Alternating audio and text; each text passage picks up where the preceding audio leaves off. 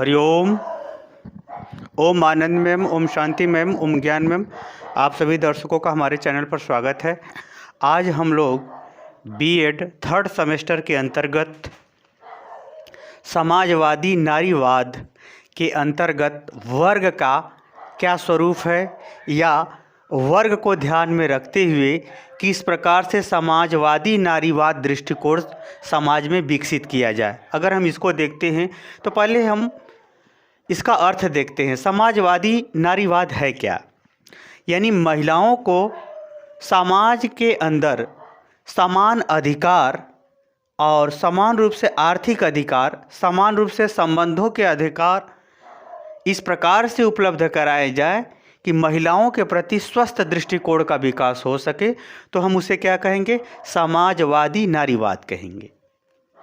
यानी समाज में समानता का, चाहे क्रिया के आधार पर, चाहे संबंध के आधार पर, चाहे आर्थिक आधार पर, चाहे राजनीतिक आधार पर, चाहे लोकतांत्रिक आधार पर, चाहे संपत्ति का कोई अधिकार हो, उसमें समानता का अधिकार महिलाओं को इस प्रकार से प्राप्त कराया जाए कि महिलाओं के प्रति स्वस्थ दृष्टिकोण का निर्माण हो जाए, स्वस्थ दृष्टिकोण का व्यवहार समाज में महिलाओं के प्रति हो जाए, उसे हम कहेंगे समाजवादी नारीवाद कहेंगे।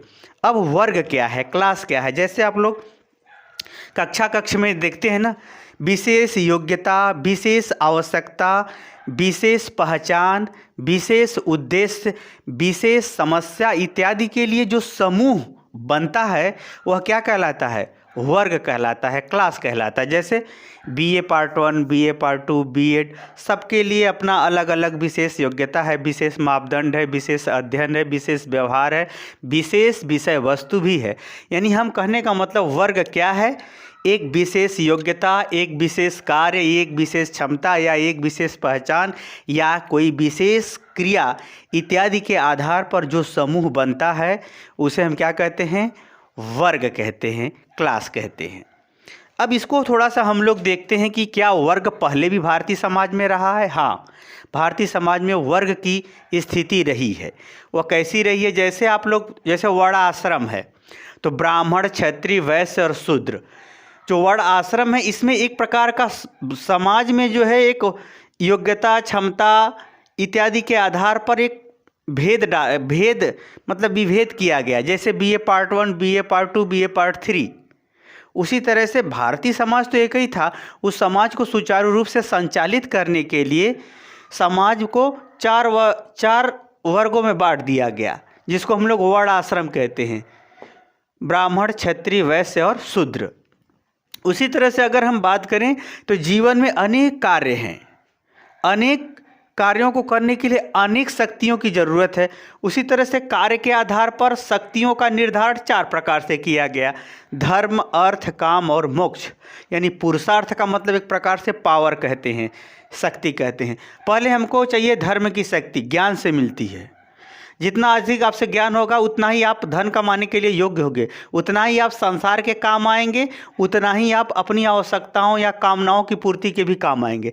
जब ज्ञान से अर्थ हो जाए, अर्थ से सांसारिक और व्यक्तिगत काम को पूरा कर लें, तो अब संसार से मुक्त होने का यानी ब्रह्म को पाने का प्रयास करना चाहिए। ये भी इस प्रकार का एक वर्ग ही है ये।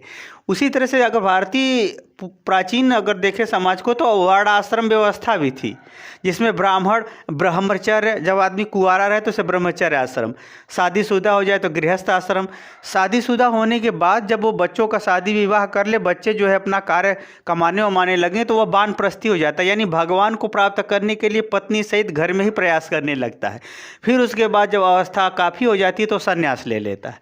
यानी इस प्रकार से देखा जाए तो आश्रम में भी वर्ग देखने को मिला, पुरुषार्थों में भी वर्ग देखने को मिल रहा है, समाज वर्ण व्यवस्था में भी वर्ग देखने को मिल रहा है। एक समूह देखने को मिल रहा है जिसमें कार्य, स्वरूप, पहचान इत्यादि जो है बातें उसमें क्या है शामिल की गई हैं। इसी तरह से अगर आज देखें, क्या आज के समाज में वर्ग पाया जाता है? हाँ, आज के भी समाज में वर्ग पाया जाता है।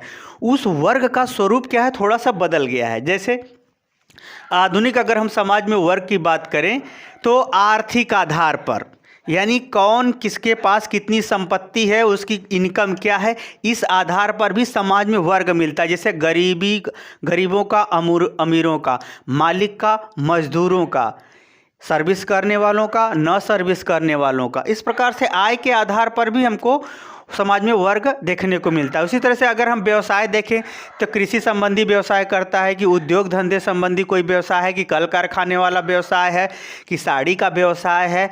यानी व्यावसायिक आधार पर भी हम क्या करते हैं, सामाजिक जो है वर्ग व्यवस्था पाई जाती है। समाज में क्या पाई जाती है, वर्ग व्यवस्था पाई जाती है, व्यवसायों के आधार पर भी पाई जाती है। परंपरागत व्यवसाय है, कि आधुनिक व्यवसाय है, कि इलेक्ट्रॉनिक से संबंधित है, कि कंप्यूटर से संबंधित है। यानी अन्य जितने प्रकार के व्यवसाय हैं उतने प्रकार का आपको वर्ग मिलेगा, एक क्लास मिलेगा, उसका अपना व्यवहार, अपना पहचान, अपना मूल्य, अपना लेन देन, अपना लाभ। जैसे सोने का व्यवसायी है तो उसका अपना अलग चमक है, दो ही गाहक में कमा के राजा। कहने का मतलब हमारा ये है कि हर व्यवसाय का अपना अपना स्वरूप होता है, इसके आधार पर भी हम समाज में व्यवसायिक स्वरूप देखते हैं।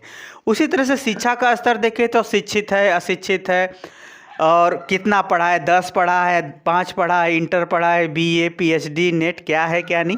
यानी शिक्षा के भी स्तर पर हम यह वर्ग देख सकते हैं। शैक्षिक स्तर पर, शैक्षिक योग्यता पर हम वह क्या करते हैं, स्तर देख सकते हैं। उसमें कंपटीशन का कितना है, बिना कंपटीशन का क्या है, क्या उसकी उपलब्धि, इत्यादि आधार पर हम इसको देख सकते हैं। उसी तरह से अगर हम देखें तो एक होता है प्रशासनिक, यानी संवैधानिक रूप से या समाज में जो शासन व्यवस्था है उसके अनुसार कौन प्रशासन से जुड़ा है, कौन अप्रत्यक्ष से जुड़ा है, कौन उसमें अधिकारी है, कौन कर्मचारी है, कौन 4th क्लास का है।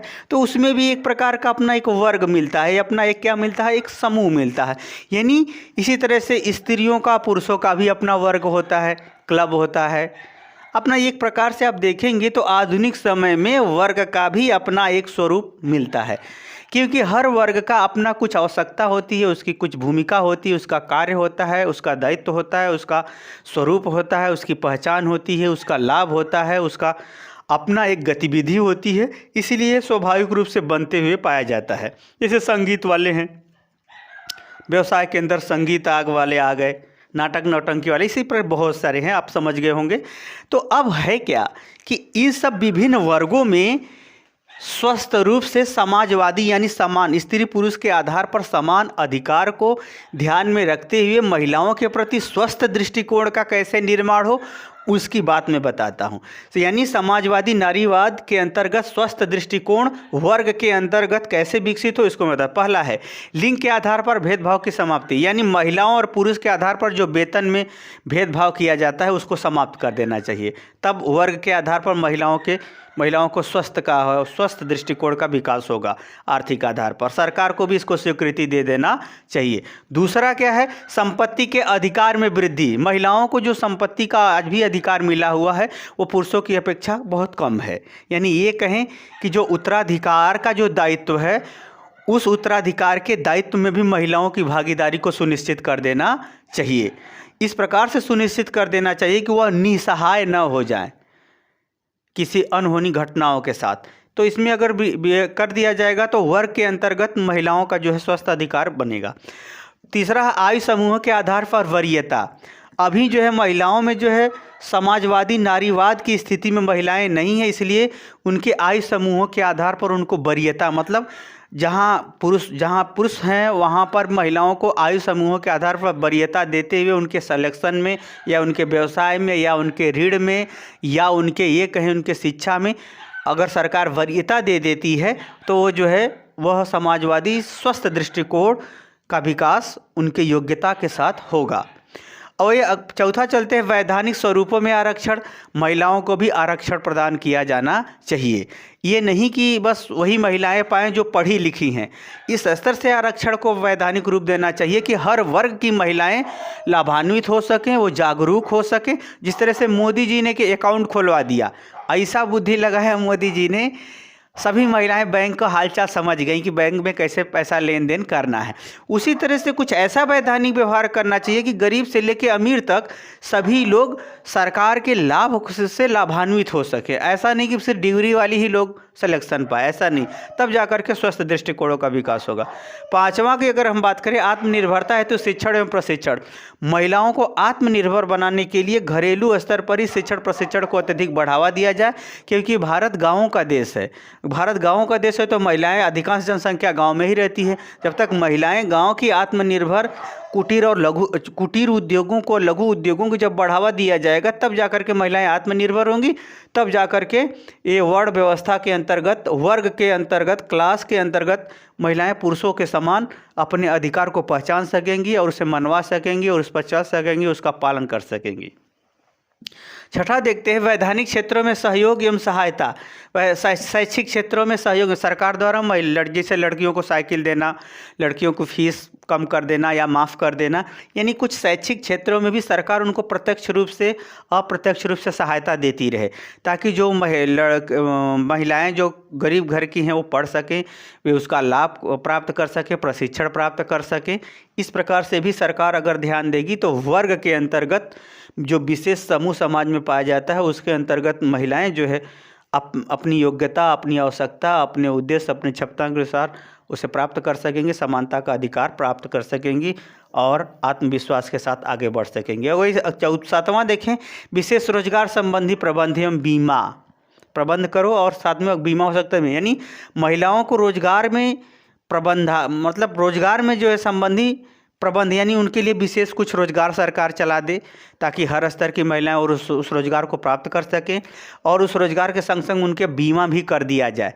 इस तरह से बीमा होता है हर कंपनियों के माध्यम से विशेष कार्य, विशेष नौकरियों में, उसी तरह से महिलाओं को भी बीमा संबंधी लाभ मिले, या ये कहें सहायता संबंधी लाभ मिले। तो इससे क्या होगा कि उनको एक प्रकार से उनको अस्थाई स्वरूप होकर के आत्मविश्वास के साथ वो कार्य कर सकेंगी। तो इससे जो है आर्थिक समानता यानी समाजवादी नारीवाद का दृष्टिकोण वर्गों के अंतर्गत, समूहों के अंतर्गत बढ़ने लगेगा या प्राप्त हो जाएगा। समान वर्ग समान वेतन, यानी महिलाओं को समान कार्य के लिए पुरुषों को समान वेतन मिले, उनको समान अधिकार मिले। ये भी, इसको भी वैधानिक स्वरूप प्रदान कर देने पर महिलाएं जो है काफ़ी लाभान्वित होंगी और समाजवादी नारीवाद दृष्टिकोण उनका प्रशस्त हो जाएगा, आगे बढ़ेगा। आगे चलते हैं, नारी वर्ग को स्वीकृति वैधानिक रूप में, यानी जो महिलाओं के द्वारा जो वर्ग बना है, समूह बना है, चाहे सर्विस के सेक्टर में हो, चाहे क्लब के रूप में हो, या शिक्षा के क्षेत्र में हो, या राजनीतिक क्षेत्र में हो, उनका जो भी अपना समूह बना है उससे प्रारंभ में वैधानिक स्वीकृति प्रदान करना चाहिए। वैधानिक स्वीकृति के साथ उस वर्ग के साथ कोई अगर सामूहिक रूप से अमानवीय व्यवहार या कोई पुरुषों द्वारा किसी अन्य व्यवहार के माध्यम से उस वर्गों को खंडित करने संबंधी कोई भी प्रावधान कोई अपनाता है, तो उसे सरकार स्वीकृति न देते हुए उस विरोध करने वाले को ही जो है नियंत्रित कर दे। तो इस प्रकार से अगर नारियों का जो वर्ग बने, जो समूह बने, उसे वैधानिक स्वीकृति मिल जाएगा, तो महिलाओं को पुरुषों के माध्यम से होने वाले अत्याचार को दूर करने और लड़ने संबंधी एक वैधानिक पावर मिल जाएगी, जिसके कारण से क्या होगा, समाज के अंतर्गत महिलाओं के प्रति स्वस्थ दृष्टिकोण या समाजवादी दृष्टिकोण का निर्माण हो जाएगा।